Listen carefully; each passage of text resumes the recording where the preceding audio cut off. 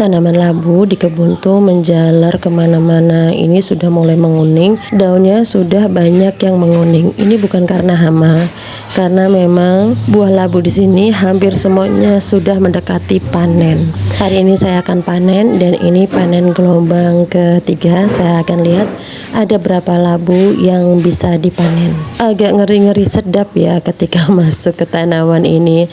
Selebat ini, serimbun ini agak ngeri kalau ada sampai snack, nauzubillah. Beberapa tanaman di kebun ini saya biarkan untuk menjadi tumbal. Labu ini itu merambat kemana-mana, pohon belimbing, jeruk bali, dan lain-lainnya.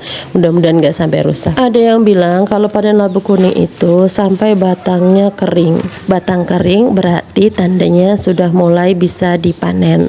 Tapi ini labu sudah menguning dan batangnya tuh belum kering ya, tapi tetap saya panen. Kenapa? Di sini tuh setiap hari lagi hujan terus, meskipun katanya musim kemarau, tapi hujannya nggak berhenti-berhenti dari siang sampai malam, bahkan besok berulang lagi seperti itu. Dan tanaman labu ini ada di tengah-tengah kebun, jadi jauh dari kebun konvensional para petani. Jadi dia tidak terpapar oleh pestisida. Cuman efeknya dia itu ada sedikit rongga lubang, tapi walaupun tidak sampai tembus ke dalam. Jadi saya berhati-hati banget kalau sampai lubang itu yang kecil, meskipun itu terkena air hujan terus menerus, maka dia akan mengakibat rusak.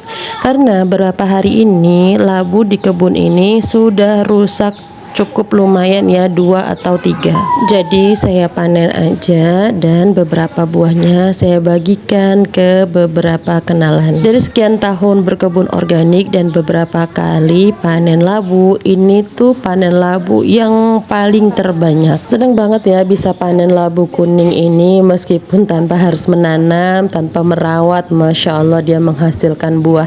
Inilah salah satu manfaat positif jika kita tidak merusak alam dengan nyemprot rumput. Jadi aneka biji-bijian yang terbuang bisa tumbuh sendiri dan nggak perlu pakai dirawat. Alhamdulillah dari panen labu ini bisa menghasilkan cuan cukup lumayan ya, ratusan ribu. Labu ukuran besar itu biasanya dijual di tempat wisata itu cukup fantastik harganya, dan kalau di warung-warung atau toko-toko pinggir jalan, terutama daerah pegunungan, itu bisa sampai harga 100 ribu. Tetapi kalau dari kita itu 50 sampai 70 ribuan. Nah, minusnya labu di kebun organik tuh seperti ini ya, ada lubang-lubang kecil seperti ini. Ini alasan kenapa saya harus panen meskipun tangkainya itu belum mengering. Jadi dari tanaman labu ini yang tanpa saya harus menanam, tanpa harus memupuk, tanpa effort apapun, ternyata masih bisa menghasilkan cuan. Labu ini tuh banyak banget yang mau biasanya ya, apalagi kalau kita jual di bawah harga pasar. Terutama bagi para penderita mah, biasanya nyari ini ya, atau gout anxiety. Ini bagus banget untuk lambung. Bahkan ini juga bisa meredakan panas pada anak ataupun orang dewasa.